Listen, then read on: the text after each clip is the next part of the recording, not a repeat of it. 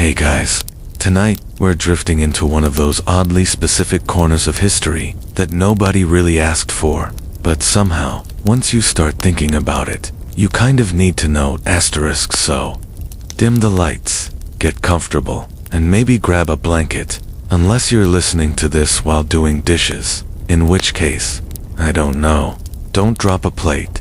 Tonight, we're going to talk about executioners. Yes, those grim-looking guys with big axes, black hoods, and a job description that basically screams bad vibes. Asterisk, except here's the thing.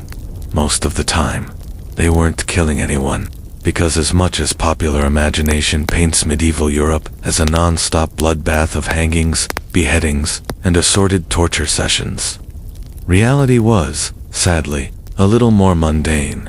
Public executions didn't happen every day, or even every week in most towns, and so the guy officially hired to do the deed had to keep himself busy somehow.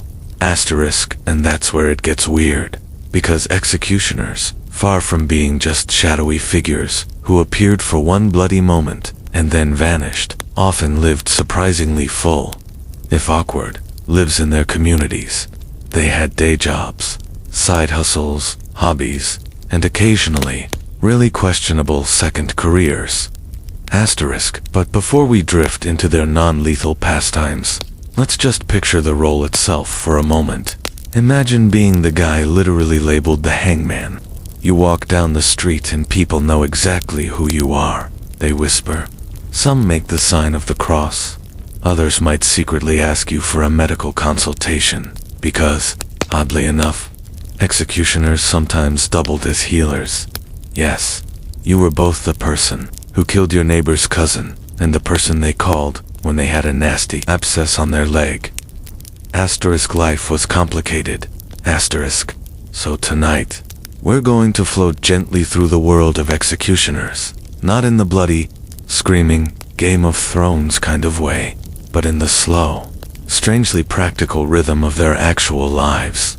We'll look at their side jobs, their awkward social positions, the bizarre overlap between state-mandated killer and community handyman, and the occasional moment where their families turned out to be even weirder than their work. Asterisk, and let's be real, by the end, you might just find yourself thinking, wow, being the executioner was less about swinging axes and more about patching up drunks at the tavern, which is not exactly the brand they were going for. Asterisk, alright, let's begin. Asterisk, now, here's where we have to start with the basics. Executions didn't actually happen all that often, unless you lived in Paris, London, or another major city. Chances were good that your town only scheduled a few a year, and even in busy centers, it wasn't daily, which means that if you were an executioner, you had a lot of downtime, and human beings, even the most infamous ones, don't like to sit around bored. Asterisk, so what did they do? Well, first of all, they often ran butcher shops. Yep, the guy who chopped up cattle on Monday might be chopping up a thief on Friday. It was all just cutting meat, in a way. There are records of executioners being licensed to sell meat in their towns, sometimes because butchering animals was seen as a dirty job too, so it sort of aligned with their general social standing. If you're already shunned, might as well lean in. Asterisk, but executioners didn't just stick to butchering. They often became healers, specifically in the field of bone setting, treating wounds, and making weird herbal remedies.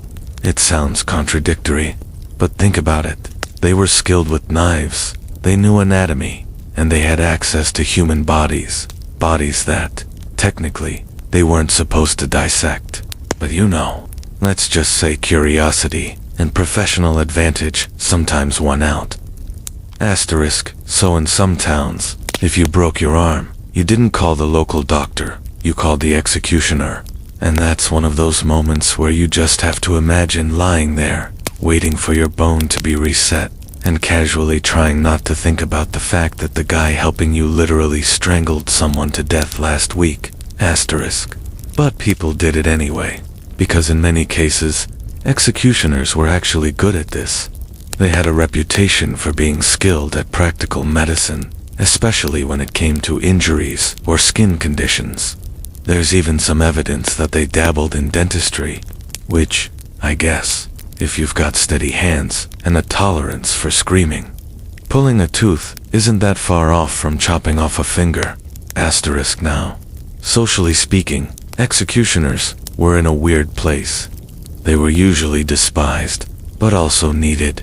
Towns were legally required to hire one, which meant that they were often given housing, tax breaks, and a guaranteed salary perks that, frankly, were better than what most peasants got. But in exchange, they lived under a cloud of stigma. People avoided touching them, refused to eat with them, and even kept their children away. Asterisk so, the executioner and his family often became this isolated little unit, forced to socialize mostly with each other. And yes, before you ask, this sometimes led to, let's say, dynastic continuity. Families of executioners passed down the job for generations, partly because no one else wanted it, and partly because, well, if you were already marked by the shame of the profession, your kids weren't getting into high society anyway, so why not keep it in the family business? Asterisk, and, of course, that also created these little hereditary dynasties of executioners, entire lineages, whose only profession, for centuries, was killing people on behalf of the state and patching up sprained ankles on the side, which sounds like a Netflix drama waiting to happen. But in reality, it was mostly quiet, strange, and lonely. Asterisk. Let's float over to one of the most famous of these families, the Sansons of Paris. They were basically the Kardashians of French executioners, just with more blood and fewer sponsorship deals. The Sansons held the job of official executioner of Paris for 6 generations, spanning over 150 years, and their lives were this weird blend of state importance, social rejection, and, ironically, medical skill. They kept journals. They wrote about their work, and while their main claim to fame was, of course, the guillotine during the French Revolution, their daily lives were filled with far less glamorous tasks like, well, selling horse meat. Asterisk, and this wasn't unusual. Executioners were often expected to deal with animals too, slaughtering, disposing of carcasses, and handling anything that polite society didn't want to touch. They were kind of the catch-all professionals for gross but necessary jobs. Think of them as the medieval version of that one guy in your neighborhood who does plumbing, car repairs, and lawn mowing, but with occasional state-sanctioned killing. Asterisk now. This might all sound bleak, but here's where it gets ironically funny, because even as towns treated executioners like outcasts, they couldn't live without them, which meant that people were constantly negotiating this awkward line of EW. Don't touch me, and, by the way, could you cure my cousin's rash? And you can imagine how executioners themselves must have leaned into that. A little social leverage goes a long way when you're the only one allowed to swing the sword, and the only one who knows how to fix a broken leg. So, we've wandered through England, Russia, Byzantium, the Ottomans, and Spain, all fairly grim, all fairly predictable. But let's not stop there. History is generous, or maybe careless, with its supply of doomed royal children, and tonight, we've still got a long list to get through. Asterisk, let's float north for a moment. Scotland, a country that had an almost supernatural talent for producing tragic child kings. Seriously, if you were a Scottish monarch under the age of 16, the odds of your life going well were about as high as the odds of a medieval doctor actually curing anything. Asterisk, asterisk. Take James II of Scotland. He became king at age 6 after his father was assassinated. Not exactly a gentle start to life. His mother acted as regent for a while, but pretty soon the country was divided into factions, all trying to control the little boy on the throne. Imagine being 7 years old and basically treated like a monopoly piece that powerful lords were passing around the board. That was James's reality. Asterisk, and just to spice things up, James had a very distinctive birthmark, a red stain that covered half his face, which earned him the charming nickname Fiery Face, because medieval nicknames were nothing if not brutally direct. He grew up with constant instability, surrounded by violence, and when he finally took power himself, he basically leaned into the chaos. His reign was full of battles, betrayals, and inevitably, an early death. But here's the fun detail. James died not in battle, but from his own cannon exploding during a siege, blown up by his own artillery, which feels almost symbolic. A child king who spent his life as a pawn, only to be taken out by his own toy. And then there's Mary, Queen of Scots. Technically not the child of a fallen king, but close enough. Her father, James V, died when she was just 6 days old. 6 days. That meant she was queen before she even figured out how to open her eyes properly. Mary's childhood was basically a long-distance relay of misfortune. The Scots immediately panicked, because, let's be honest, having a queen who can't even hold her head up isn't exactly ideal for national defense. So they shipped her off to France to be raised at court, hoping she'd marry the French Dauphin, which she did. For a while, until he died young, leaving Mary a widow before she was 18. She returned to Scotland, tried to rule, got entangled in endless messes, husbands murdered, nobles rebelling, Protestant Catholic tension, and eventually had to flee to England, where her cousin, Elizabeth I, kept her locked up for nearly 20 years, before finally chopping off her head. So what happened to the child of a fallen king? In Mary's case, she lived a long life by royal standards, but it was basically a slow-motion train wreck, and people still argue whether she was a tragic victim or just really bad at choosing husbands. Either way, her childhood set the tone, born into chaos, shuffled around Europe like luggage, and eventually undone by family politics. Now, since we're already in the British Isles, let's not forget the Wars of the Roses, that lovely period when England's nobility decided to treat succession like a particularly violent round of musical chairs. Every time one side won, the children of the losing side suffered. If you were a Yorkist child when the Lancastrians were up, you were in danger. If you were a Lancastrian child when the Yorkists had the crown, same story. The saddest case here is Edward of Westminster, Prince of Wales, only son of Henry VI and Margaret of Anjou. He spent his entire short life being called the Hope of the Lancastrians, which sounds nice, until you realize that puts a giant target on your back. Edward was raised in exile, shuffled between France and Scotland, while his parents tried to claw their way back to the throne. By his teens, he'd apparently developed a reputation for being, well, kind of a violent little brat. One chronicler claimed he liked to talk about how he'd execute his enemies when he got power, which, to be fair, was pretty much standard teenage rebellion in the 15th century. But he never got the chance. At 17, he was killed in battle at Tewkesbury, the only heir to the English crown ever to die in combat. So much for the hope of the Lancastrians. He went from pawn to corpse in less than 2 decades.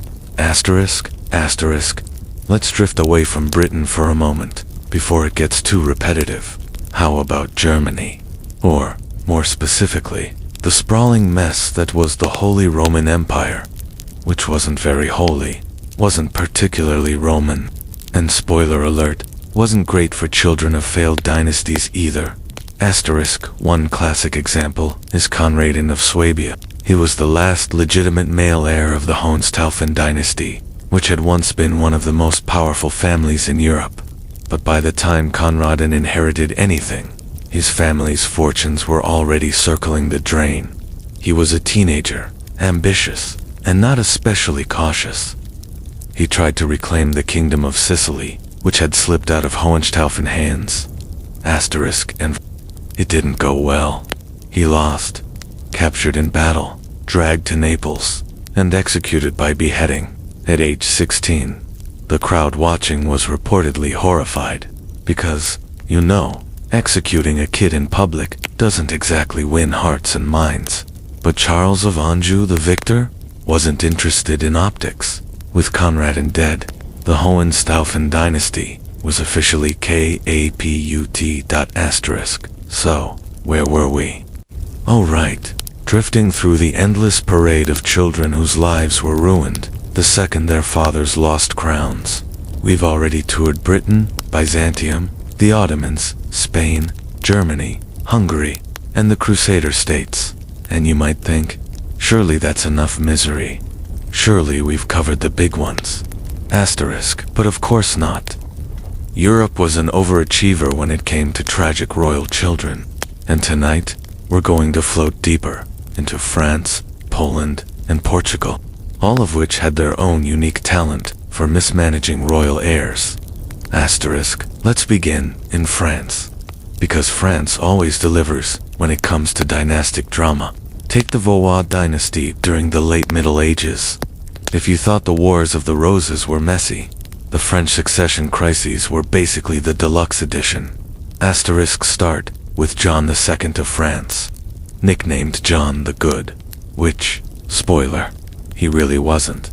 He got himself captured at the Battle of Poitiers in 1356, leaving his teenage son Charles to run things back home. Charles, later Charles V, inherited not just a kingdom, but also a colossal political mess. Rebellions, English invasions, bankrupt finances, all while his father was sitting in a comfortable English castle, enjoying surprisingly decent treatment as a prisoner of war. Charles was technically ruling, but every decision he made was second-guessed by nobles who didn't trust a teenager. Imagine trying to run France while your dad is basically Skyping in from English captivity, telling everyone he'll be home soon. Not exactly a stress-free childhood. Charles did survive, and eventually became a competent king, but his early years were defined by being the awkward placeholder son, while dad racked up debts and disgrace. So, a slightly happier ending? But still another case of the child carries the burden of fallen father routine. If you want something darker. Though, look at Charles VI of France, also known as Charles the Mad. He became king as a child, too, inheriting after his father's messy reign. Charles actually started strong, but by his 20s, he developed serious mental illness. He believed he was made of glass. He sometimes forgot who he was. He once attacked his own knights in a fit of delirium. And what about his children? Oh, they paid for it. His daughter, Isabella of Vaudois, was married off to England's Richard II when she was just 6 years old. Yes, 6. Because nothing says healthy diplomatic arrangement like marrying your first grader to a king. Richard was in his 30s at the time. To be fair, they didn't live as husband and wife, but the sheer weirdness of it set the tone for Isabella's life. When Richard was deposed, Isabella suddenly found herself a widow before puberty. She was then shuffled back to France, married again at 16, and died in childbirth by 19. So, thanks to her father's unstable reign and her own unlucky marriages, Isabella became yet another royal child chewed up by dynastic politics. Now, let's float east to Poland. Medieval Poland doesn't always get as much attention in bedtime history talks, but trust me, it was just as messy, especially for children caught in succession struggles. Take Casimir IV of Poland and his sprawling brood of children in the 15th century. Casimir himself was one of those successful kings who managed to marry well and spread his dynasty across half of Europe. Sounds good for the kids, right? Not really, because once Casimir died, his children spent the rest of their lives fighting over crowns, claims, and inheritances they couldn't actually control. The worst off was John Albert, one of Casimir's many sons. He became king of Poland, but found himself constantly overshadowed by his brothers. who each held chunks of territory and thought they were smarter than him. His reign was a disappointment, plagued by wars he couldn't win and nobles he couldn't control. He died young, in his 40s, childless, and basically remembered as that one Jagiellon brother who didn't do much. So, in Poland, the problem wasn't always imprisonment or execution. Sometimes it was the slow suffocation of irrelevance, which, in some ways, was almost crueler. For a more classic fallen father equals doomed child story. Though, we have to look at Sigismund, the third Vazos line. Sigismund was both king of Poland and king of Sweden for a hot minute, before losing Sweden to his Protestant uncle. His children were raised in the middle of that Catholic-Protestant tug-of-war. The result. Several of them spent their lives in exile, bouncing between courts, waiting for comebacks that never happened. Princes without kingdoms, wandering Europe like expensive house guests. Always your majesty in name, but in practice, just awkward freeloaders. Now let's glide toward Portugal, which really cornered the market on tragic heirs. The Portuguese monarchy seemed cursed when it came to producing children who could survive long enough to matter. The poster boy here is Prince Afonso, son of King John II of Portugal. John too was known as the perfect prince, which is a lot to live up to. Afonso was his only legitimate son, groomed from birth to continue Portugal's rising power. And then, at age 16, Afonso was killed in a freak horse accident, thrown from his horse, broke his neck, gone. The entire country went into mourning, but the real tragedy was political. With no direct heir, Portugal plunged into a succession crisis. John II died soon after, heartbroken, and the throne eventually passed to his cousin, which destabilized the dynasty for decades. All because one teenage prince had bad luck on horseback. And it wasn't just Portugal had a knack for losing heirs at the worst possible times. In the 16th century, Prince Miguel da Paz was born as the hope of Iberian unity, the child of a Portuguese king and a Spanish princess. Everyone thought he would inherit both crowns and create a super kingdom. Instead, he died before his second birthday. 2 years old. Dream over. Later. In the 16th century again, King Sebastian became a child king at just 3 years old. He grew up obsessed with crusading, charged off to Morocco as a young man, and promptly got himself killed in battle, with no heirs. The Portuguese called it the disaster of Alcácer Quibir, which pretty much sums it up. With Sebastian gone, Portugal slid into a 60-year period of Spanish domination, all because a boy king thought he was invincible. So if you were a child in Portugal's royal family, your odds of living long enough to rule were not great. Horses, illness, and reckless crusades were all lined up against you. And while we're in Iberia, we should glance at Navarre, the tiny kingdom sandwiched between France and Spain.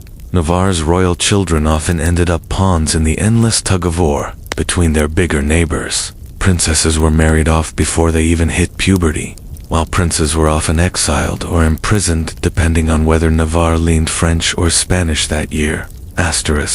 Most of them are forgotten now, their names buried in dynastic charts. But the pattern is clear.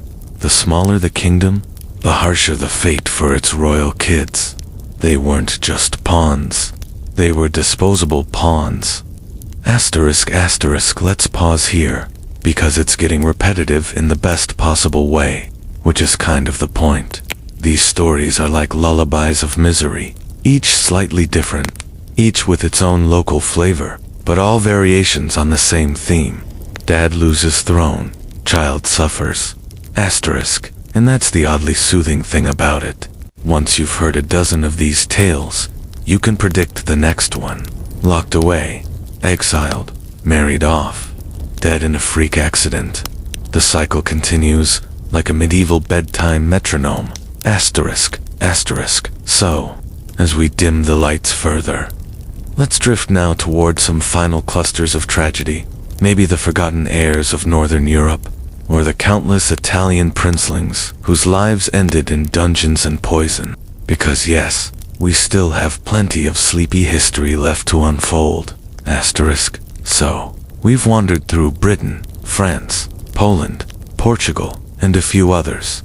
At this point you might think, surely, medieval and early modern kids had it rough everywhere. And you'd be right. But Italy? Well, Italy really leaned in. Asterisk, because Italy wasn't one unified kingdom until the 19th century.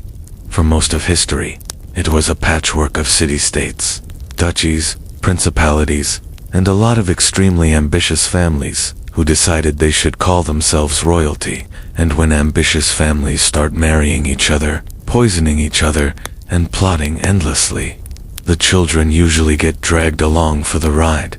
Asterisk, asterisk, let's start with the Medici family of Florence.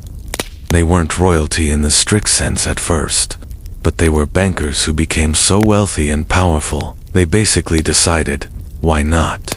Let's rule the city like monarchs. Asterisk, take Lorenzo de' Medici, known as Lorenzo the Magnificent. His reign was all glitter and Renaissance culture on the surface. Michelangelo sketching in the garden, Botticelli painting in the workshop. But underneath, it was backstabbing, assassination attempts, and non-stop intrigue. Asterisk, and his children. Well, one of them, Piero de' Medici, inherited the family leadership as a teenager when Lorenzo died.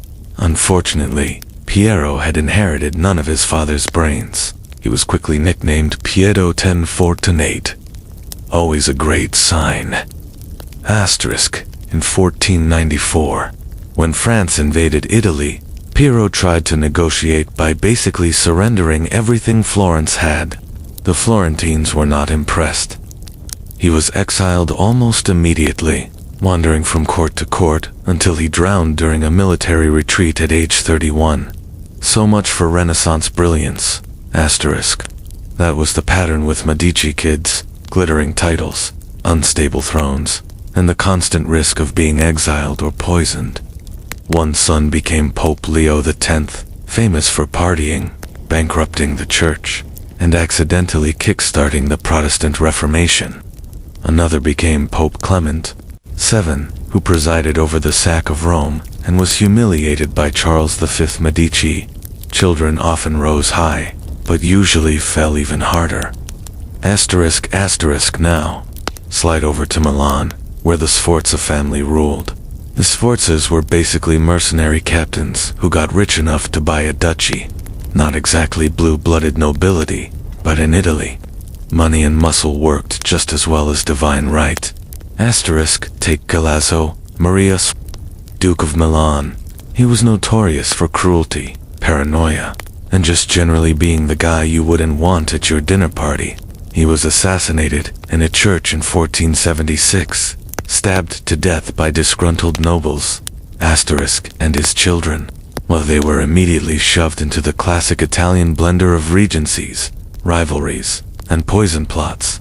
His son Gian Galeazzo technically inherited Milan, but he was still a child. His uncle Ludovico Sforza became regent. Ludovico liked ruling so much, he just kept doing it, even when Gian Galeazzo came of age. Asterisk, Gian Galeazzo was essentially imprisoned in his own castle, denied any real power, and eventually died at 25 under mysterious circumstances, which, in Renaissance Italy, basically meant probably poisoned by your uncle. Asterisk, so once again, the child of a fallen ruler ended up sidelined, miserable, and dead young. Another lullaby of dynastic cruelty. Asterisk, asterisk, and then we have the Borgia family. Technically Spanish by origin, but they made their biggest mark in Italy. You've probably heard of Cesare Borgia and his sister Lucretia, poster children for corruption, ambition, and rumors of incest. Asterisk, their father, Rodrigo Borgia, became Pope Alexander VI, one of the most scandalous popes in history, which meant his children weren't just noble, they were papal children. That's a weird position to be in, half sacred, half scandalous. Cesare was ruthless, carving out his own principality in central Italy.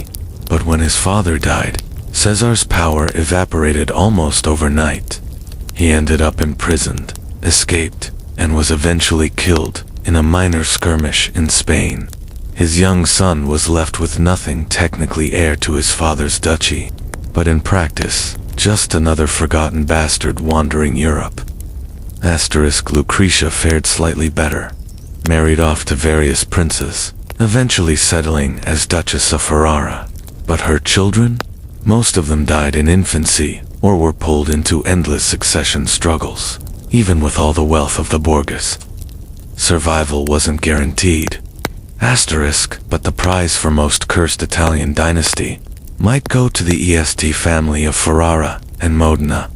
Their children were constantly caught between papal power, French alliances, and local rebellions. It seemed like every Est prince was either excommunicated, poisoned, or humiliated. One of the saddest cases was Alfonso II d'Este. He married multiple times, but never produced a surviving heir.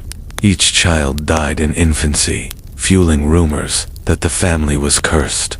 When Alfonso died without issue, the papacy swooped in and annexed Ferrara, ending centuries of Est rule.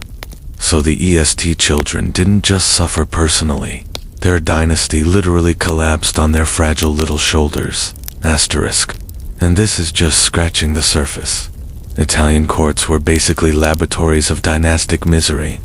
The Gonzaga family in Mantua, the Farnese in Parma, the Visconti in Milan, before the Sforzes, all of them left trails of unlucky heirs and forgotten child rulers. So, let's float over from the professional world of the executioner into his personal life. Because, as odd as it is to picture a man hanging criminals in the town square and then spending his evening brewing potions or butchering cows, it's even odder to think about what life was like for his wife, his children, and his unlucky in-laws. Executioners' families carried the same stigma as the job itself. If you were born the son or daughter of the hangman, people treated you like you were contagious. Children at school wouldn't play with you. Shopkeepers might overcharge you or refuse to sell you bread. And when it came time for marriage, well, good luck. Which is why, more often than not, executioner families married into other executioner families. It was basically a closed little caste, not quite nobility, not quite peasants, but its own awkward bubble. One historian once described them as hereditary untouchables of Europe, which is a little dramatic, but honestly not too far off. Now, the most famous example of this dynastic tradition is the Sanson family of Paris, whom we met earlier. 6 generations in a row carried the title of royal executioner. Sons trained under fathers, who had trained under their fathers. It was the ultimate family business, except no one in the family really chose it. You didn't exactly wake up at age 12 and think, yes, father, I too dream of chopping off heads. It was more like, society has branded us, so this is the only path forward. But this wasn't unique to France. Across Germany, Switzerland, and even parts of Italy, the executioner's post stayed in families for centuries. Records show lineages with 30, 40, even 50 members tied to the profession over time. Once you were marked, there was no climbing out. Now, picture what that meant for the kids. Growing up in a house that doubled as a workshop, sometimes filled with surgical tools, sometimes with butchered animal parts, occasionally with bits of clothing stripped from the condemned. This was the world you inherited. Instead of learning a craft or joining a guild, you were handed down the family axe. And of course, executioners trained their sons from a young age. Diaries mention boys watching their fathers at work, sometimes even practicing with small animals before moving on to human criminals, which is not exactly the bedtime story version of father-son bonding. But here's where it gets even stranger. Despite the stigma, Executioner families were often wealthier than their neighbors. They had guaranteed salaries, tax exemptions, and housing. So, while peasants struggled to make ends meet, the hangman's children often grew up with more comfort, just no social standing. Imagine being the kid with the nicest shoes in town, but no one will sit next to you at church. Asterisk. And speaking of church, religion was another awkward space for executioners. Technically, they were doing God's work, enforcing divine justice, but socially, priests and parishioners treated them like sinners. Some towns even made them sit in separate pews, or banned them from communion. So their families lived in this perpetual state of half-accepted, half-rejected existence. Asterisk. Now, when it came to daughters, things got trickier. Sons could inherit the axe. Daughters, well, they needed husbands, which meant marrying into other executioner families, or occasionally being matched with other social outsiders, gravediggers, tanners, even criminals who had been pardoned. The marriage market was not generous, and over time, this created tight webs of intermarriage between executioner clans across Europe. Asterisk. Historians have actually traced these networks, and the family trees get wild. Picture a 1600s wedding where the bride's father is the hangman of Frankfurt, the groom's father is the hangman of Augsburg, and half the guests are other regional executioners, all standing around awkwardly because nobody else would attend. Asterisk. It also meant that executioner families developed their own culture, their own sense of solidarity. When society shuts you out, you lean on each other. Letters between families show sympathy, encouragement, even job recommendations, a kind of professional support group. Dear cousin, we hear Nuremberg is looking for a new hangman. Perhaps your eldest son might apply, which is the darkest kind of career advice letter imaginable. Asterisk. Now, not all children accepted their fate. Some tried to escape the family business. A few sons ran away, joined the army, or became vagabonds. But most were dragged back, because who else was going to do the job? Cities needed executioners, and if your family was already tainted, they weren't going to ruin someone else's reputation by drafting them in. It was easier to keep it in the bloodline. Asterisk. And that brings us to the irony of inheritance. Executioner families were both privileged and cursed. Privileged, because they had steady income, housing, and work when others starved. Cursed, because they could never shed the shame. Your name alone marked you. Generations carried the burden. Asterisk. We even see cases where entire neighborhoods were built around executioner families. In some cities, they lived just outside the walls, in designated hangman's houses, a liminal space, not quite inside the community, not quite fully exiled. Children grew up literally on the margins, watching the city that both depended on them and rejected them. Asterisk. And yet, within those walls, life went on. Children played, wives cooked, gardens grew, executioners wrote letters, tended to patients, sold their meat, and patched up broken bones. It was both ordinary and deeply abnormal, all at once. Asterisk. Which maybe explains why some executioners turned to writing. The diaries we have don't just list their work. They show a longing for normalcy. Meister Franz Schmidt, for instance, meticulously recorded family events alongside executions. His diary reads as much like a family chronicle as a professional log. Executed a thief at dawn. My daughter's birthday today. We baked bread. The contrast is startling, but also deeply human. Asterisk. So when we ask, what did executioners do when they weren't killing people? The answer isn't just butchering, healing, or selling second-hand clothes. It's also, they raised families. They worried about their children. They tried to build some semblance of normal life, even when the world refused to see them as normal. Asterisk. And that's where the story starts to blur into something almost tender, because underneath the black hood and the sharp axe, there was just another household, struggling, surviving, passing down traditions, and quietly making dinner. Asterisk. Asterisk. Now, let's float over to another angle, science. Because executioners, of all people, became unlikely contributors to medicine, anatomy, and even early experiments in biology. Not by choice, exactly, but when you've got access to human bodies that no one else is allowed to touch, you suddenly become very interesting to scientists. So far, we've wandered through the butcher shops, bone-setting clinics, and awkward family dinners of Europe's executioners. But there's another corner of their lives that people don't usually think about: their role in science, or, more specifically, in medicine and anatomy.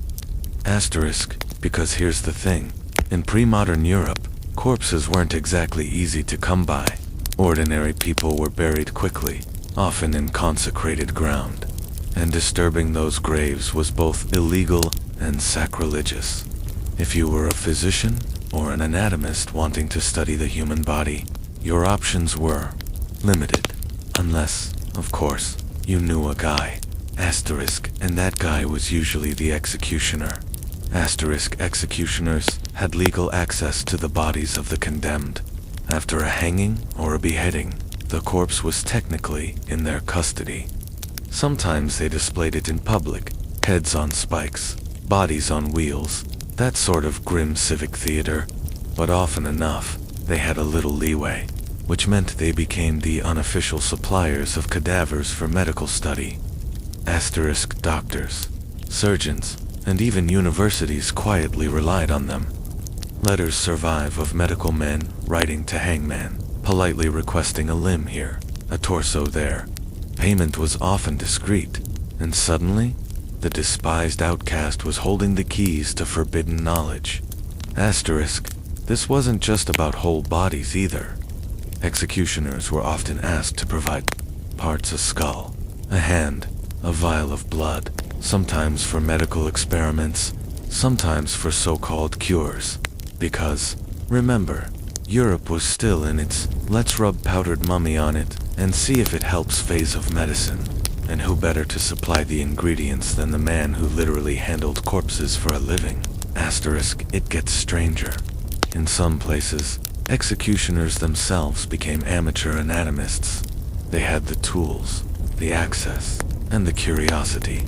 Franz Schmidt, the Nuremberg hangman, recorded not just medical treatments, but observations on anatomy.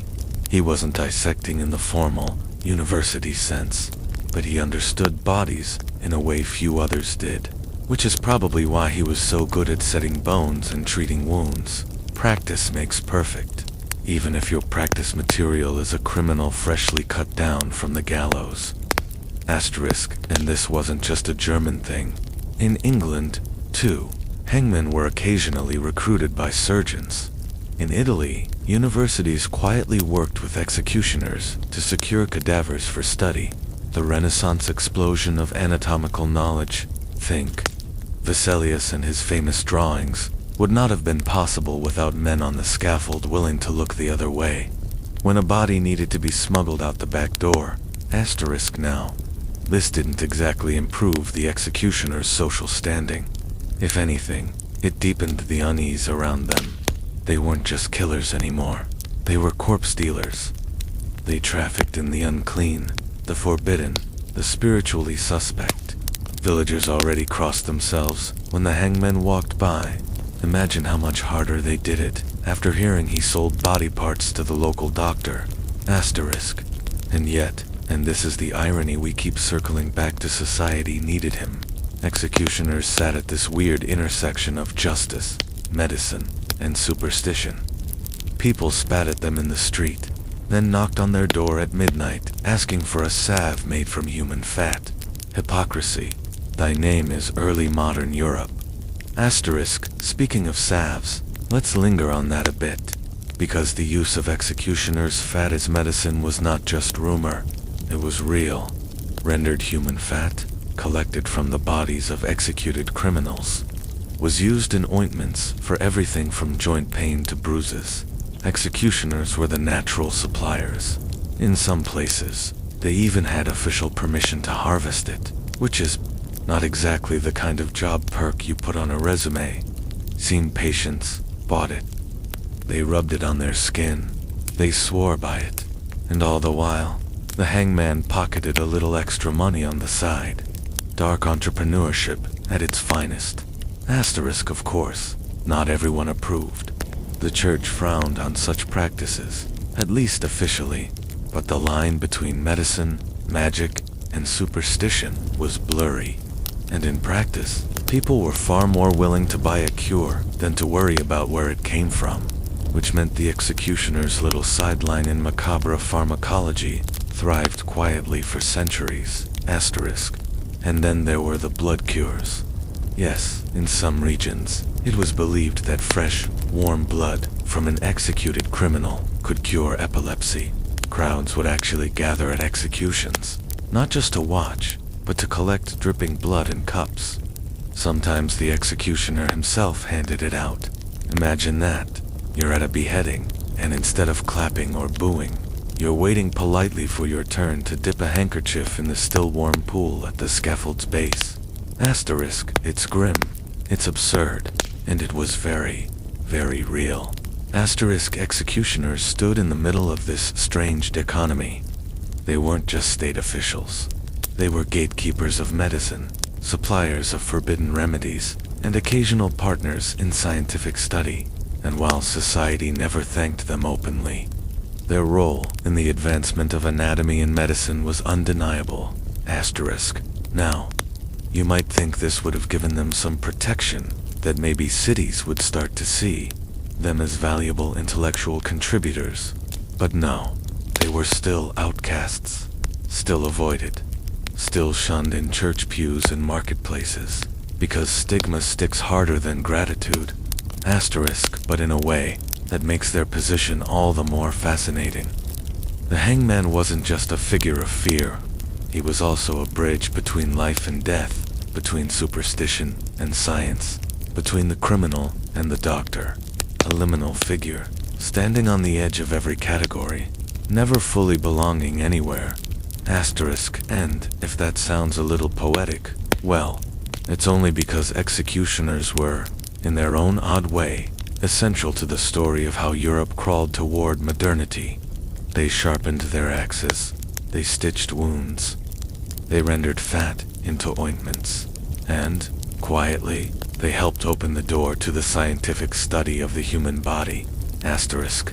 All of which is a long way of saying, when executioners weren't killing people, they were sometimes pushing the boundaries of medicine. Not that they'd ever get credit for it. Asterisk. Now, let's float onward to another strange corner, the public image of executioners. Because while they were despised locally, they also became legends, feared in ballads, whispered about in taverns, and occasionally turned into folk heroes. And that paradox is where things get really curious. Hey guys, tonight, we're diving into one of my favorite corners of history, the royal footnotes. The names that flicker briefly in a chronicle, maybe for a paragraph, and then vanish. The teenage queens, the girls who technically ruled, if only for a season or two, before someone more politically convenient shoved them aside. Asterisk. So, if you're listening in bed, this is your cue to relax, stretch out, and maybe dim the lights. Don't worry, nothing thrilling is going to happen here. Just a steady glide through some of Europe's most fleeting monarchs. Queens who were crowned, but never really allowed to reign. It's history's equivalent of being given the microphone, then immediately muted. Asterisk. And because this is medieval and early modern Europe we're talking about, of course things get awkward, tragic, and sometimes unintentionally hilarious. These were lives shaped by dynastic marriages, overbearing regents, and inbreeding charts that look like a game of medieval Let's just say, nobody here was winning the genetic lottery. Asterisk. So, let's float gently into the story of our first almost queen. Asterisk. Asterisk. Lady Jane Grey, England's 9 days of fame. Asterisk. We might as well begin with the most famous forgotten teenage queen, because her reign was so short that even the Tudors, a dynasty not known for understatement, couldn't make it sound impressive. Asterisk.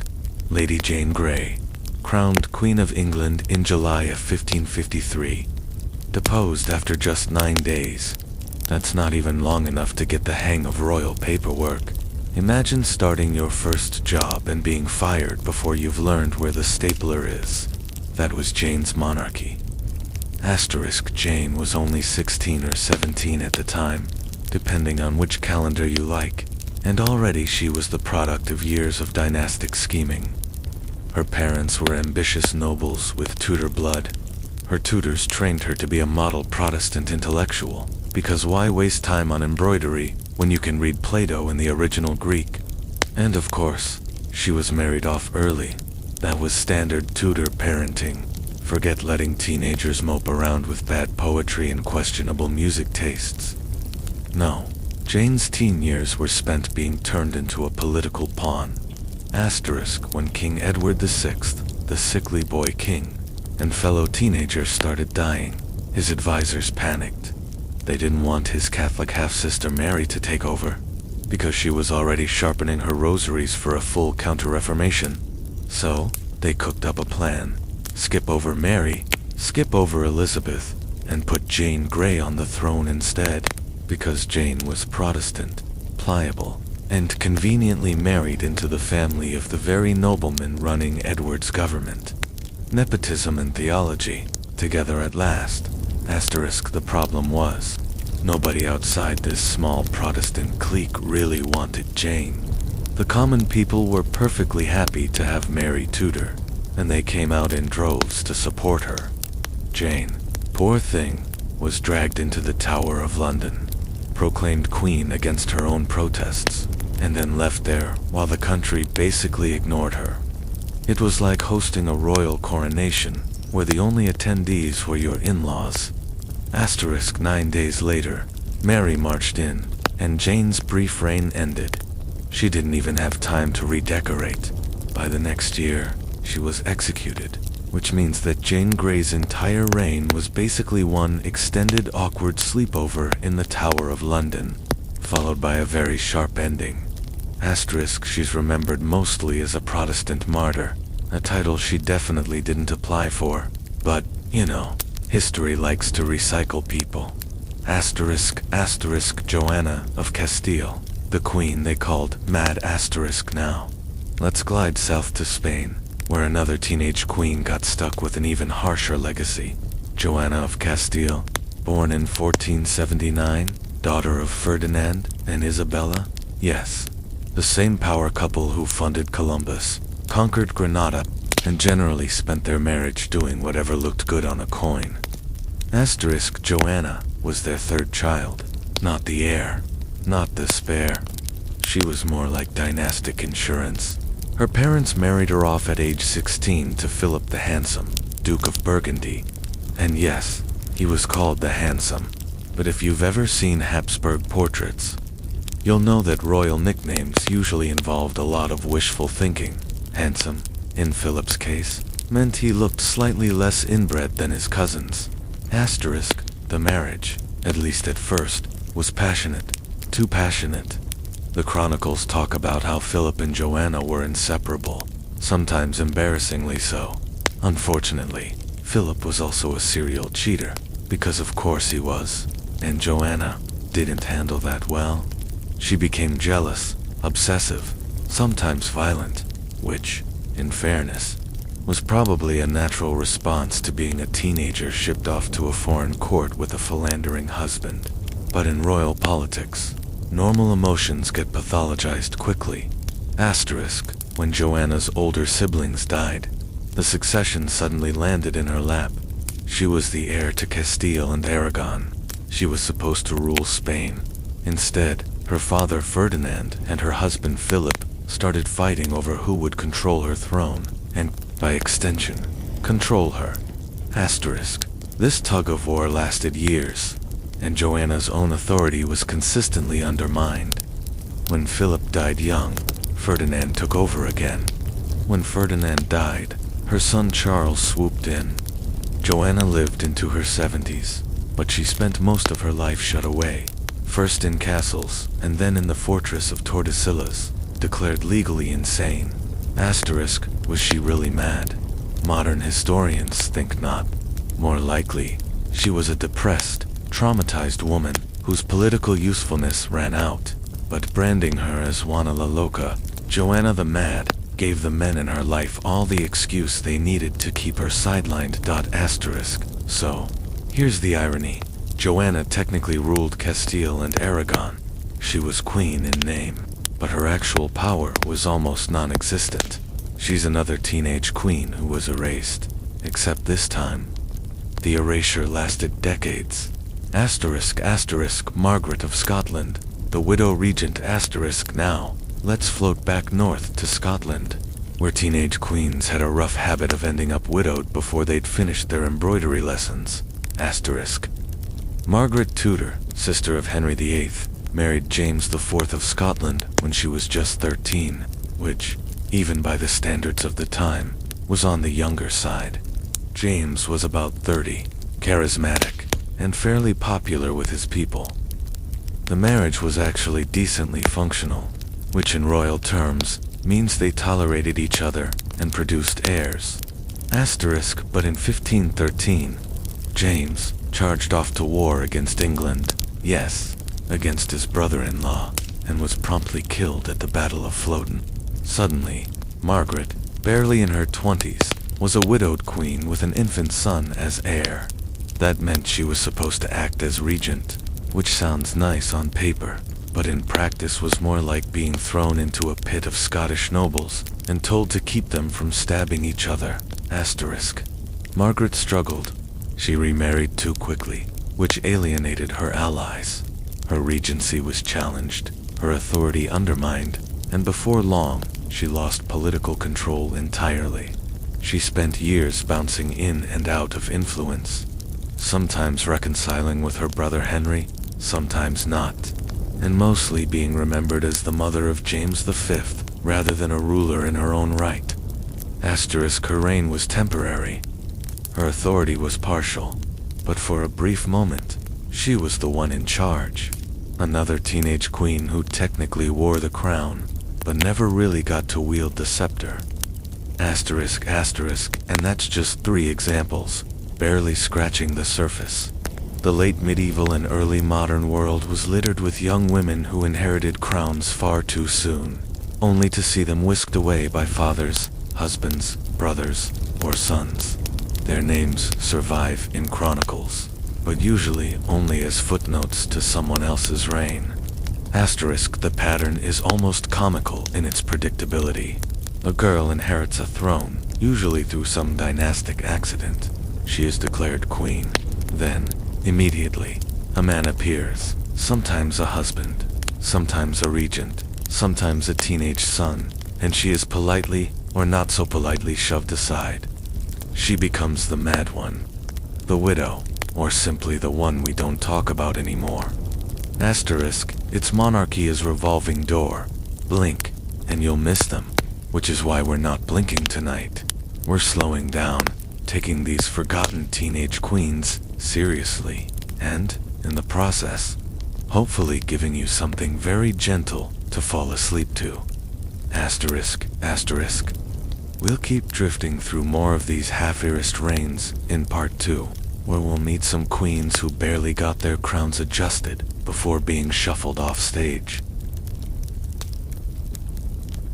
It's impossible not to pause in France, because France, with all its splendor and self-importance, also had a habit of turning young women into decorative figureheads and then erasing them when politics shifted. One of the saddest examples is Queen Isabella of Valois. She was the daughter of Charles VI of France, better known as Charles the Mad, because yes, apparently madness was hereditary entertainment in that family. At the age of just 7, she was married off to King Richard II of England, who was 30 years old at the time. Nothing says diplomatic solution quite like handing your primary schooler over to a foreign king. The marriage was meant to cement peace between France and England during the 100 Years' War, and, to be fair, Richard was reportedly kind to her, even fond, but Isabella was far too young to be anything more than a living symbol of an alliance when Richard was deposed just a few years later. She was still a child. She was sent back to France, where she was remarried at age 16 to Charles, Duke of Orleans. This time, she at least got a husband closer to her own age.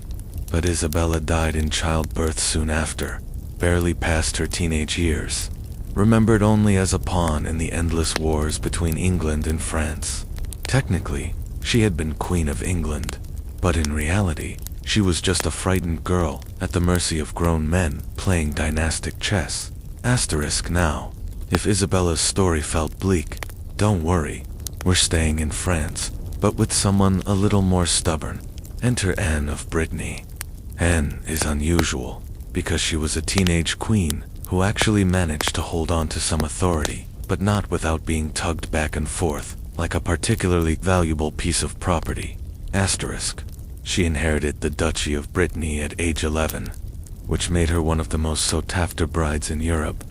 Every king wanted to marry her, not because of her personality, though by all accounts, she was intelligent and independent, but because marrying Anne meant controlling Brittany.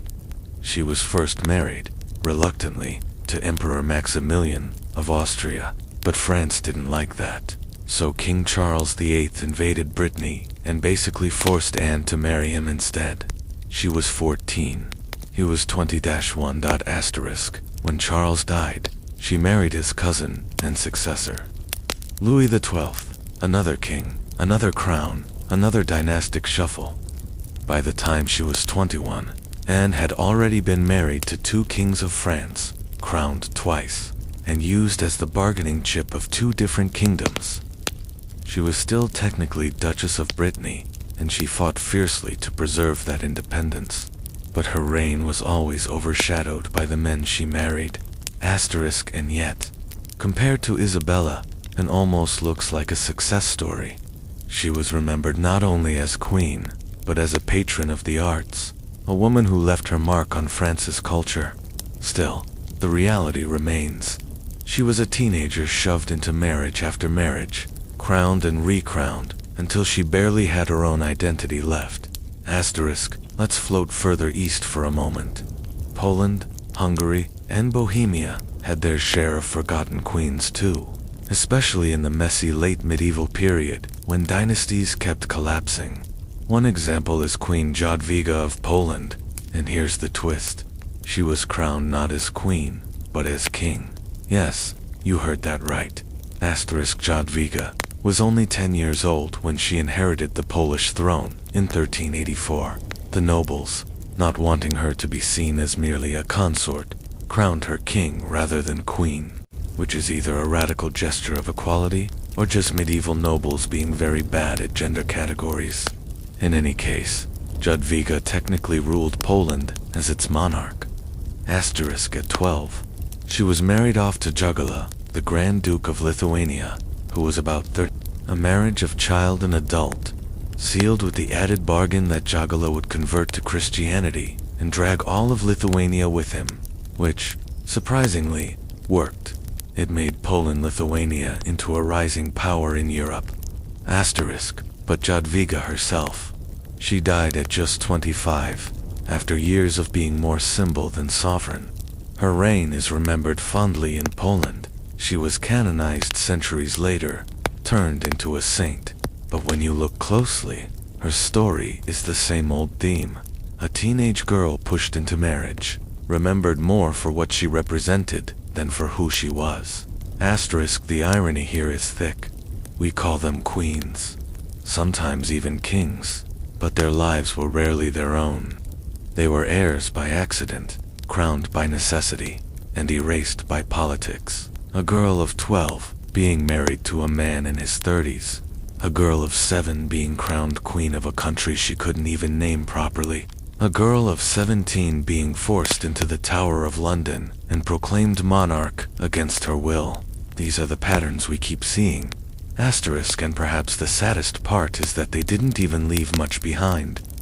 Many of them had no time to build legacies, no time to write letters or shape policy. The chronicles reduce them to a handful of facts. The date of their marriage, the date of their coronation, the date of their death. Sometimes even their portraits are lost. And so, they fade. Forgotten queens. Teenage rulers whose crowns were lighter than air and just as fleeting. Asterisk. But let's not drift off just yet, because there are still more of these shadowy figures waiting in the margins. In the next stretch, we'll look at some of the queens who lasted a little longer, but still found themselves erased in subtler ways, not deposed, not declared mad, but simply absorbed into the stories of the men around them. Hey guys, tonight we're starting with something that sounds very glamorous in the medieval imagination, but turns out to be a little less romantic when you look closely. We're talking about jousting. You know, armored men on horses smashing into each other with long sticks. The kind of thing modern movies like to play up as noble and chivalric, and usually far more exciting than it really was. Asterisk. So, dim the lights, sink into your pillow, and let's wander through the world of knights who didn't exactly win the tournament, because as it turns out, losing a joust could mean a whole spectrum of things. Sometimes it was mildly embarrassing, sometimes it was financially ruinous, and sometimes it was just flat out deadly. Asterisk. But let's ease into it slowly. Asterisk. Jousting became popular in the High Middle Ages, roughly the 12th and 13th centuries, when knights, who were otherwise busy plundering peasants or getting lost on crusades, needed something to do at home. Tournaments were invented as a sort of socially acceptable outlet for all that violent energy. Instead of hacking each other to pieces on a battlefield, why not put on some shiny armor, grab a lance, and stage a competition in front of ladies, lords, and a conveniently placed beer tent? Asterisk. That was the idea, anyway, and jousts became central to knightly culture. They were tied to concepts like honor, prestige, and importantly, money. Winning a joust could mean prizes, fame, or even landing a wealthy patron. Losing one, well, let's just say that wasn't great for your reputation, and depending on how badly you lost, you might not even be able to get back on your horse afterward. Asterisk. So, what actually happened when a knight lost? Asterisk. First, we should get rid of the Hollywood image. In movies, a joust usually ends with one dramatic clash, somebody flying off their horse in slow motion, and then the crowd cheering wildly. In reality, most jousts were more like awkward shoving matches. The lances often shattered into splinters, helmets rattled, horses sidestepped nervously, and both men ended up with bruised shoulders and headaches. If you lost in that sense, it might just mean you failed to unseat your opponent, which was disappointing, sure, but not career-ending. Asterisk. In those cases, the punishment was mostly social. Maybe people laughed a little. Maybe your lady love didn't wave her handkerchief quite so enthusiastically. Maybe your noble sponsor thought twice about inviting you to the next big event. The real injury here was to the ego. Knights were supposed to embody ideals of strength and bravery. Getting knocked around in front of everyone could make you look weak, and in a society obsessed with honor, that was a serious blow. Asterisk. But the thing about jousts is that they weren't exactly safe. Losing could also mean a lot more than wounded pride. For example, armor was heavy, horses were fast, and lances, even blunted ones, were long sticks of wood being driven at you with the force of a galloping warhorse. That's not exactly a gentle tap on the shoulder. So sometimes, when a knight lost, he literally lost consciousness. Broken bones were common. Concussions were almost guaranteed, and occasionally, knights lost eyes, teeth, or, frankly, their lives. Asterisk. One famous case is King Henry II of France. Yes, a king. He was an experienced jouster too. In 1559, he went up against a young nobleman named Gabriel de Montgomery. The tilt, that's the wooden barrier that separated the horses, was in place. The crowd was watching, and everything looked normal, except Henry's opponent's lance shattered in just the wrong way. A splinter shot through the king's visor and pierced his eye, and that was it. He suffered 4 days, and eventually died. The losing knight, Montgomery was devastated, though technically, Henry lost more than anyone in that match. So, what happened to Montgomery? Well, here's the thing. When you injured or killed someone in a joust, it wasn't always seen as a crime. Everyone knew the risks. That said, killing a king wasn't exactly something you could just walk away from. Montgomery ended up in disgrace, left court life, and eventually got tangled up in the French wars of religion, which didn't go well for him. But Henry's death wasn't unique. Knights across Europe regularly suffered gruesome injuries. The helmets weren't always strong enough, the armor didn't cover everything, and medical treatment was, let's just say, limited. If you broke an arm or a rib, maybe you could get back in the saddle eventually. If you fractured your skull, odds were you'd spend the rest of your days drooling into your soup. So losing a joust could literally mean losing your career. And when your entire identity was wrapped up in being a knight, that was a kind of death in itself.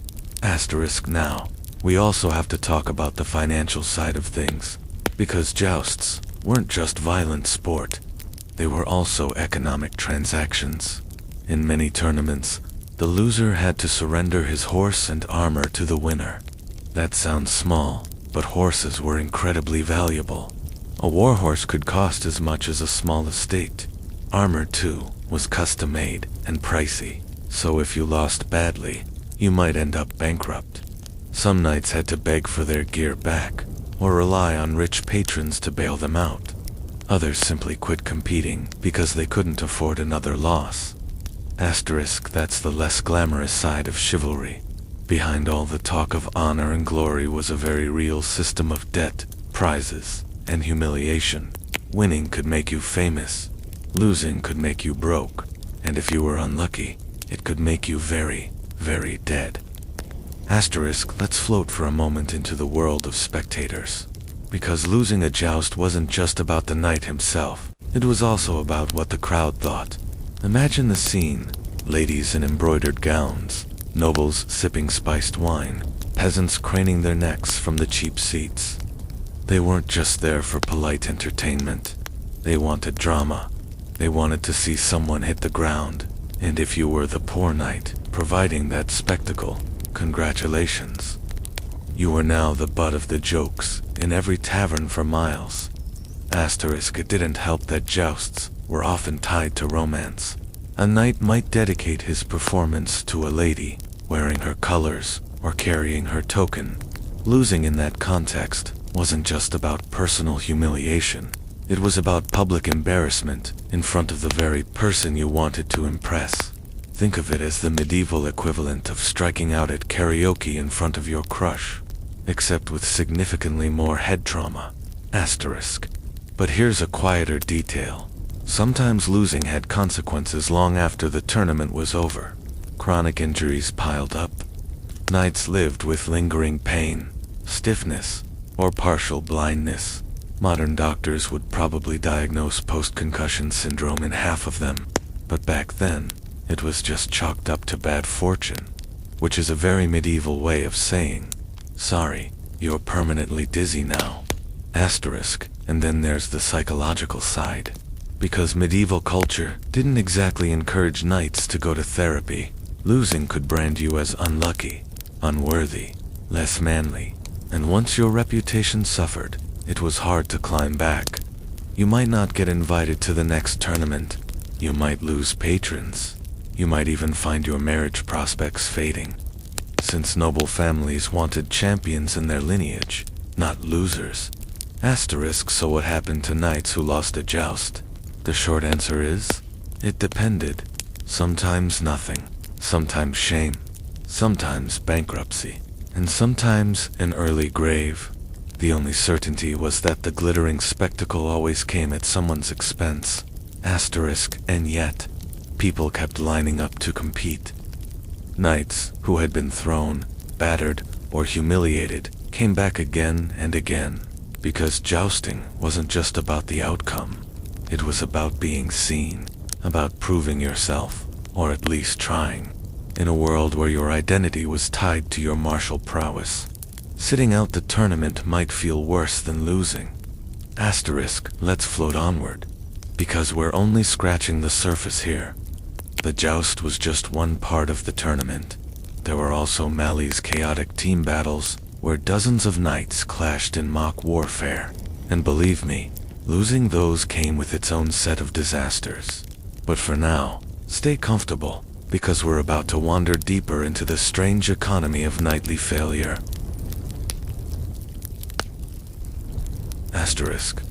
Let's drift now into the Mali, which was basically the older cousin of the joust. If the joust was the one-on-one duel that made the ladies swoon, the Mali was a giant, chaotic brawl that made everyone else wince. Picture it, dozens, sometimes even hundreds, of knights dividing into two sides and charging across an open field. It wasn't neat. It wasn't polite. It was more like a medieval rugby match with horses, weapons, and absolutely no referees. The goal was simple: beat the other side, and if possible, capture knights along the way, because capturing meant ransoms, and ransoms meant money. Losing a Mali wasn't quite as straightforward as losing a joust. You didn't just get unhorsed and walk off in shame. No, in the Mali, you might find yourself trampled, pinned under your horse, or dragged away by your enemies to be held until someone paid your ransom, which, by the way, could take weeks. So losing sometimes meant living in a drafty tower while your family scraped together enough silver to get you home. Not exactly the knightly lifestyle promised in the romance poems. Of course, there was also humiliation, because being captured wasn't just expensive, it was embarrassing. Knights were supposed to embody strength and bravery. If you got hauled off the field like a sack of grain, everyone knew about it, and the gossip traveled fast. Medieval courts loved a bit of knightly scandal. Now, let's pause a moment on money again, because just like in jousts, the financial side of tournaments was massive. If you won, you could walk away with your opponent's horse, armor, or even ransom money. Some knights practically made careers out of this. They weren't just competing for fun, they were professional tournament hunters, looking to fatten their purse at someone else's expense. Losing to one of these guys could ruin you. It wasn't just individuals who risked losing, entire families did. Imagine you're the son of a minor noble, sent off to make a name for yourself. You invest in the best armor you can afford. You enter a tournament, and then, splat, you lose badly. Your gear gets taken, your horse goes trotting away with someone else, and you limp home with nothing but bruises. Your family's investment is gone, your reputation is damaged, and your chances of climbing the social ladder just evaporated. That was the harsh reality behind the glittering pageantry and trumpets. Tournaments were ruthless competitions that could make or break fortunes. And then we have to talk about the injuries, because the Mali was messy. Helmets got bashed in, swords weren't always blunted, and horses, poor things, often suffered as much as their riders. Knights could come out with broken ribs, crushed legs, or worse. And losing in that sense meant you weren't just out of the tournament, you might be out of knightly service for good. Medieval medicine wasn't exactly equipped to patch up a shattered spine. So, what happened to knights who lost in Malis? In short, sometimes they were ransomed, sometimes they were bankrupted, sometimes they were maimed, and sometimes they were simply forgotten in the dust. It wasn't all glamorous tilting at windmills. But let's float back to the joust again, because that's where the symbolism really lived. Losing a joust wasn't just a personal matter. It reflected on your entire social standing.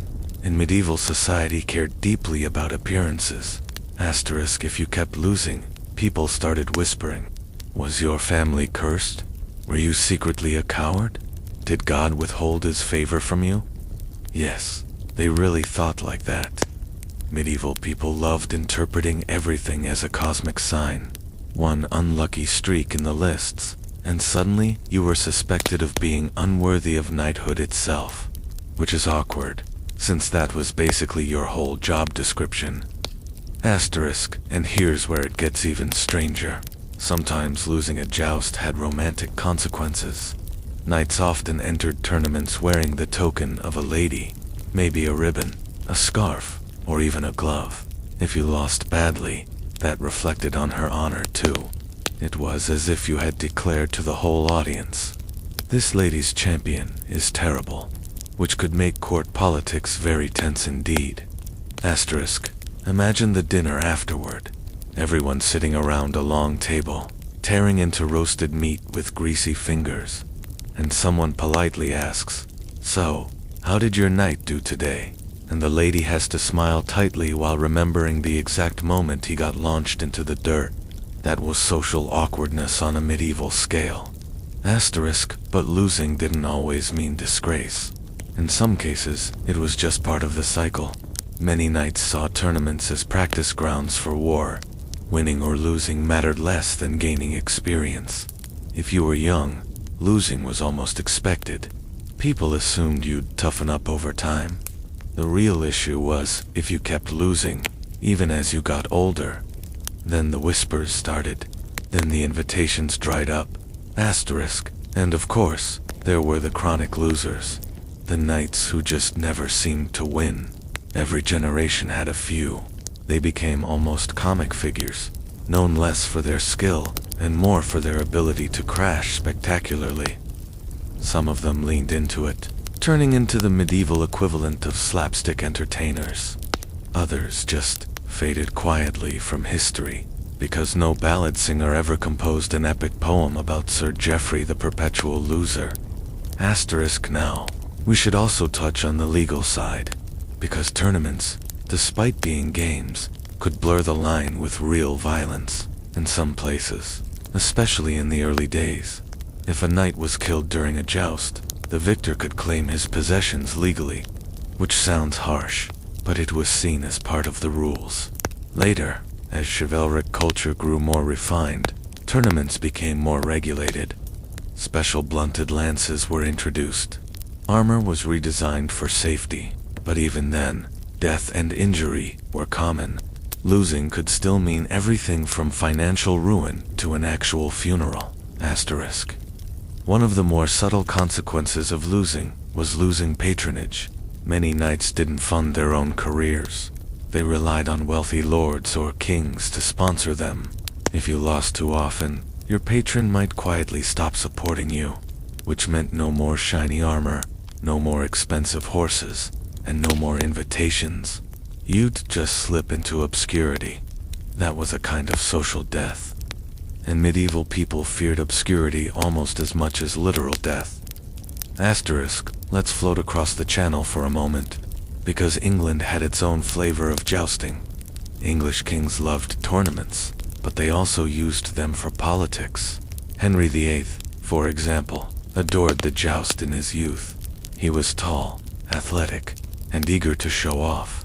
But jousts also allowed him to display royal magnificence. Knights who lost against the king did so in front of everyone, which reinforced the idea that Henry was unbeatable. Until, of course, he wasn't. One particularly bad fall nearly killed him, and he was never quite the same afterward. Losing, even for a king, could have long-term consequences. Asterisk, meanwhile, in the Holy Roman Empire, jousts became incredibly elaborate. German princes staged huge festivals with costumes, themes, and pageantry. Losing there wasn't just about skill, it was about failing to uphold your family's honor in front of the empire's elite. Imagine all the gossip spreading through the courts after you were knocked off your horse by some rival. That kind of social sting could last years. Asterisk, so, losing a joust wasn't a single thing. It could mean embarrassment, injury, poverty, disgrace, or death. Sometimes it meant all of them at once. And yet, knights lined up eagerly to risk it, because the rewards, honor, fame, patronage, were too tempting to pass up. Asterisk, the irony, of course, is that most knights weren't actually very good at jousting. We like to imagine them as skilled athletes, but the reality was that jousting required enormous amounts of training, specialized horses, and custom equipment. Only the wealthiest or most supported knights could really excel. The rest, they muddled through, lost often, and paid the price. Asterisk, and maybe that's the real answer to our question. What happened to knights who lost a joust? For most of them, it was just life. A cycle of bruises, debts, and the occasional small victory. Only a few rose to legendary status. The majority stumbled through, sometimes literally, and vanished from the record. Asterisk, let's float a little deeper, because there's more to say. Losing didn't just affect the knight. It affected his family, his retainers, even the peasants who farmed his lands. A badly injured knight might not be able to fulfill his feudal duties. He might not be able to fight in wars. He might not even be able to manage his estates. And that ripple effect could destabilize entire households. All because of one unlucky tilt with a lance. Asterisk, it's strangely poetic, isn't it? The very contests meant to display the glory of knighthood often revealed its fragility instead. One slip, one splintered lance, one unsteady horse, and your whole life could change. That's the paradox of chivalry. Asterisk, and yet, for all the risks, jousting remained immensely popular, because humans, medieval or modern, have always loved a spectacle. The risk was the point, and the losers, as much as the winners, provided the drama that kept people coming back. Asterisk, so tonight, as we drift toward sleep, remember this: the knights who lost weren't just forgotten, they were essential. Their failures gave meaning to victory. Their bruises and bankruptcies kept the tournaments turning.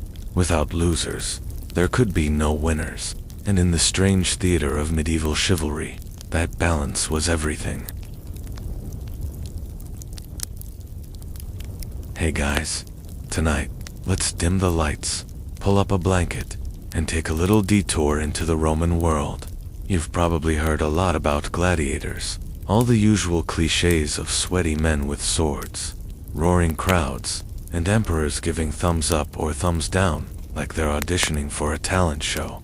But tonight, we're going to do something a little different.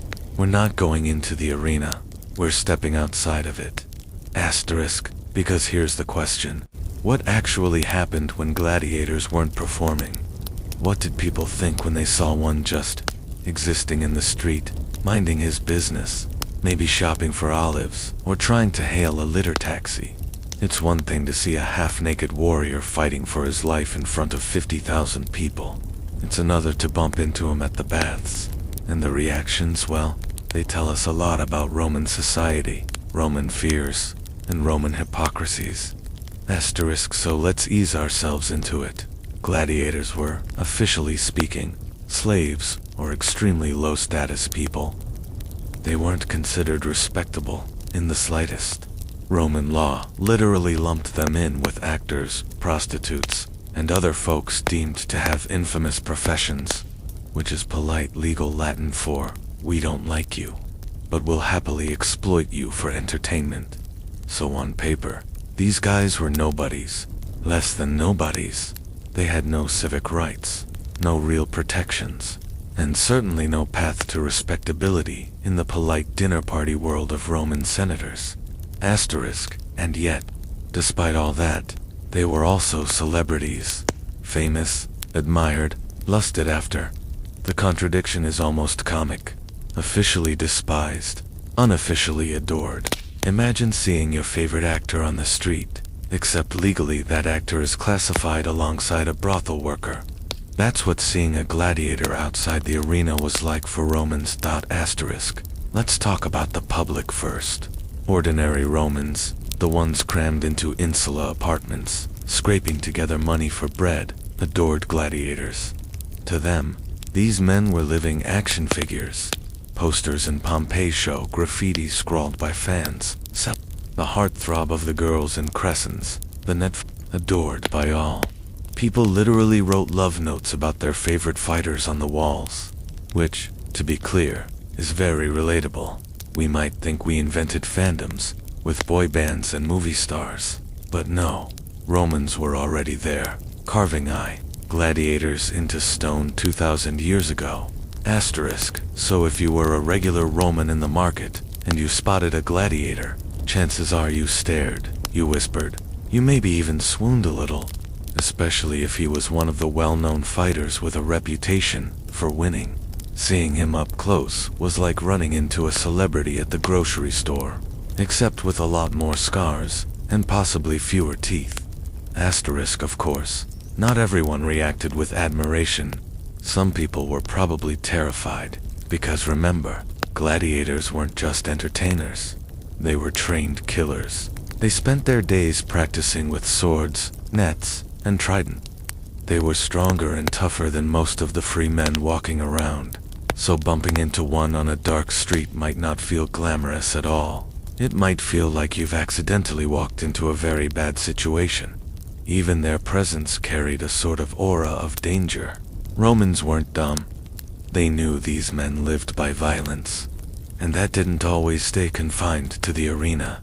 Asterisk. Now, let's float toward the upper classes. This is where the hypocrisy really shines. Roman elites loved to talk about how disgusting gladiators were. Philosophers, senators, moralists, they wrote endless complaints about them. Cicero, the famous orator, couldn't stop comparing his political enemies to gladiators, which tells you two things. 1, he really despised them. And 2, he couldn't get them out of his head. They haunted elite imagination. Seneca, the Stoic philosopher, attended gladiatorial games and then wrote long, slightly pompous essays about how they revealed the cruelty of the masses. The elites claimed to hate everything about gladiators, their brutality, their low status, their sweaty bodies, and yet, asterisk, they also threw dinner parties where gladiators would perform mock fights for private guests. They kept gladiators as bodyguards, and yes, they slept with them. Elite Roman women in particular were famous for falling in love with gladiators, to the horror of their husbands.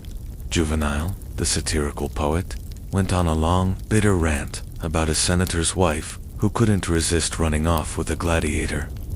He describes her as noble-born, wealthy, draped in jewels, and totally obsessed with a sweaty, scarred fighter who probably smelled like the training yard. Juvenal was scandalized, which means it probably happened more than once. Asterisk. So, if you were an elite Roman and you saw a gladiator outside the arena, your reaction was complicated.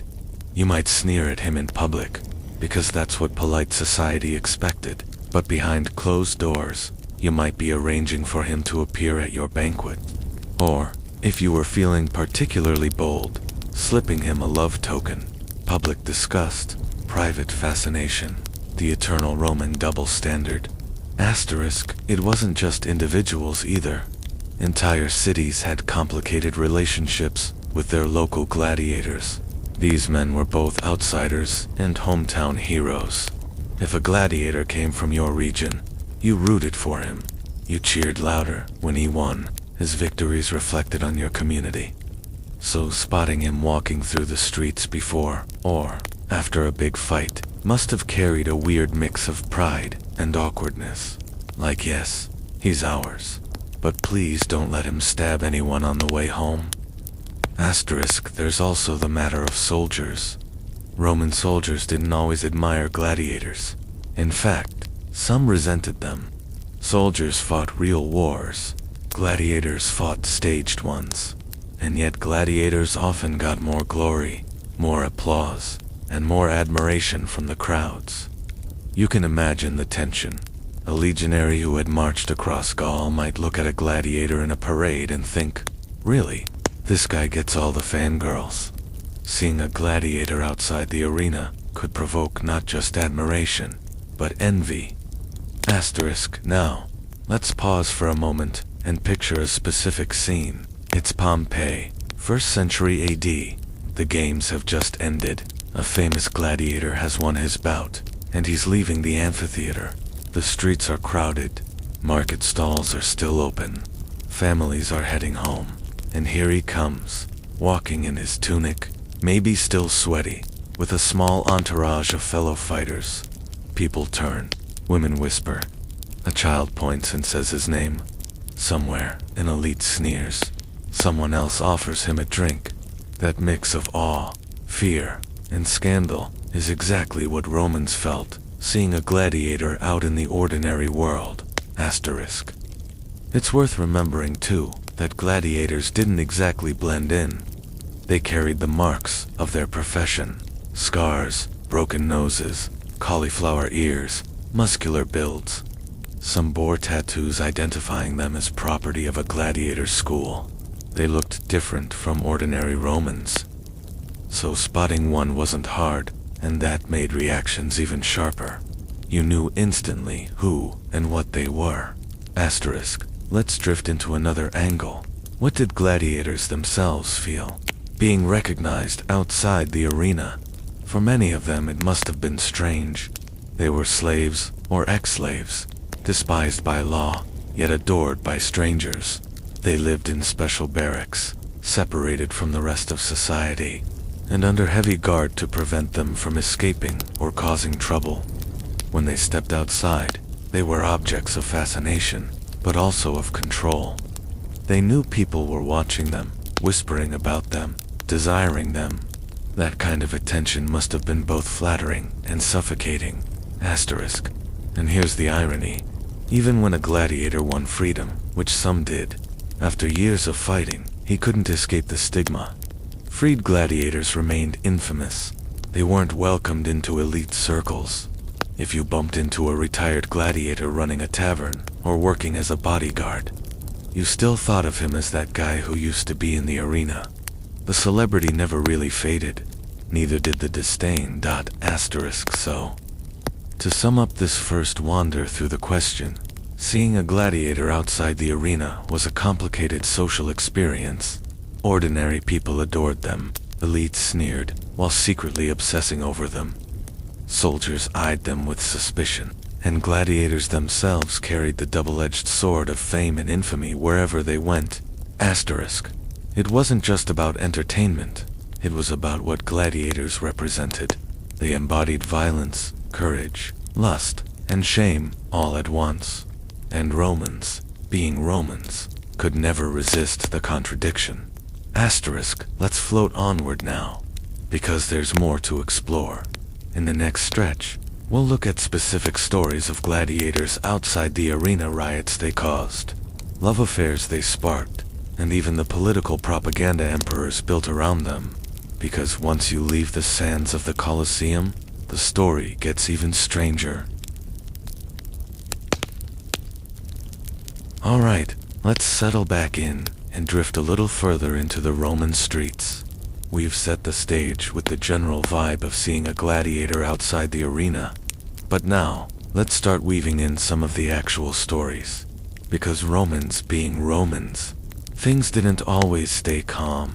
Asterisk. One of the most infamous cases comes from Pompeii in the year 59 AD.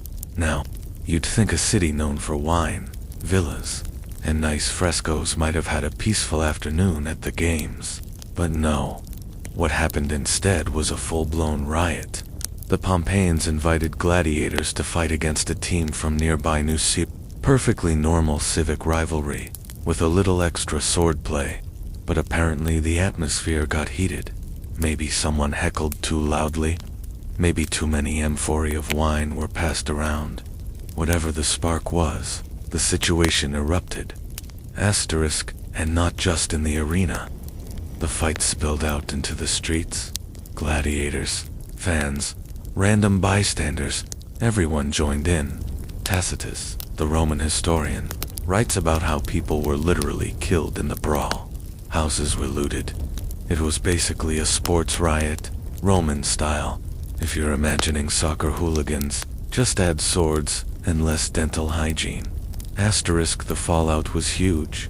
Emperor Nero heard about it and was not impressed. He punished Pompeii by banning gladiatorial games in the city for a decade, which, honestly, for a Roman town, was like cutting off Netflix. Brutal. But the detail that matters here is how central gladiators were to the chaos. They weren't just passive entertainment. They were dangerous presences, And when people saw them outside the arena, they remembered that gladiators could spark riots, and the state feared their influence. Asterisk now. On a much more intimate level, there are the love affairs. Roman poets couldn't stop writing about women falling for gladiators. And when I say women, I don't mean your average baker's wife, though that definitely happened too. I mean noble women, wealthy, respectable, supposedly untouchable aristocrats. Asterisk the satirist Juvenal tells one of the juiciest stories. He describes a senator's wife, high-ranking, pampered, draped in silks, who abandons her husband for a gladiator. And not even a famous, glamorous gladiator. A pretty mediocre one. Juvenal is horrified, of course, and he rants about how insane it is that a woman of noble birth would throw everything away for a sweaty, scarred man with little status. But his outrage tells us the truth. It happened. Enough that it became a cliché. Archaeology even backs this up. In one Pompeian house, a bronze lamp was found shaped like a gladiator's helmet. Not the kind of decor you keep around if you're indifferent. Another graffiti reads simply, "The girls, darling. These weren't just fighters. They were heart." So if you spotted one outside the arena, depending on who you were, you might blush, gossip, or, if you were bold enough, follow him home. Asterisk, it wasn't only women, either. There are hints, very Roman hints, that men also admired gladiators. Some for their physique, some for their aura of raw masculinity. Roman sexuality didn't always line up with our neat modern categories. But let's just say, admiration flowed in multiple directions. The gladiator walking down the street was always being looked at, judged, desired, or feared. Asterisk, let's also not forget politics. Emperors used gladiators as propaganda tools. Julius Caesar once put on lavish games with hundreds of gladiators, and people were so alarmed that the Senate passed a law limiting how many fighters an individual could own. Because, if you think about it, if someone controls hundreds of trained killers, that's basically a private army. So when Caesar's gladiators marched through the city in a parade, ordinary people might cheer, but senators would see something much darker. They weren't looking at celebrities. They were looking at potential revolution. Asterisk later emperors kept gladiators close for the same reason. They symbolized strength, dominance, and control. Commodus, the emperor best known for being, well, a disaster, actually fought in the arena himself. Not that anyone could hit him, of course. Imagine being the poor gladiator ordered to fight the emperor. You win, you're dead. You lose, you're humiliated. Great choice. But what matters is that Commodus blurred the line completely. When people saw him in gladiator armor outside the arena, it wasn't just scandalous. It was terrifying. The emperor had turned himself into the thing society supposedly despised. Asterisk, so by now we can see a pattern. Every time a gladiator stepped into public space, reactions weren't neutral. They couldn't be. Whether it was riots in Pompeii, noble women sneaking around, senators panicking, or emperors dressing up, gladiators always carried baggage with them. Asterisk, and of course, there was the daily mundanity too. Imagine strolling through the forum and spotting a gladiator buying bread. People probably whispered. Children probably stared. Shopkeepers probably charged a little extra, or maybe less, depending on how intimidated they felt. In the baths, where everyone saw each other naked, scars and tattoos would have been on full display. You can almost picture the uneasy silence as a group of gladiators walked in, sat down, and claimed the benches. Ordinary bathers would suddenly find themselves very interested in the far corner of the room. Asterisk. Let's float for a moment on this image. Rome wasn't a city of anonymity. People noticed you. And gladiators, more than most, couldn't slip under the radar. Wherever they went, the reactions followed. Whispers, envy, lust, fear, always something. Asterisk. And maybe that's the real answer to our original question. How did people react to seeing a gladiator outside the arena? They couldn't ignore him. They couldn't treat him like just another guy in a tunic. Gladiators were walking contradictions, and everyone projected onto them desire, hatred, admiration, fear. In public, they were magnets for the collective imagination. Asterisk, let's not stop here though. We've looked at riots, love affairs, and politics, but there's still more to explore. The economics of gladiators in public, the way their fame was marketed, and how even their funerals drew attention. Because the story of being a gladiator didn't end when the games did. It carried on into the streets, the markets, and the quiet corners of Roman life. Asterisk, so let's glide onward into that.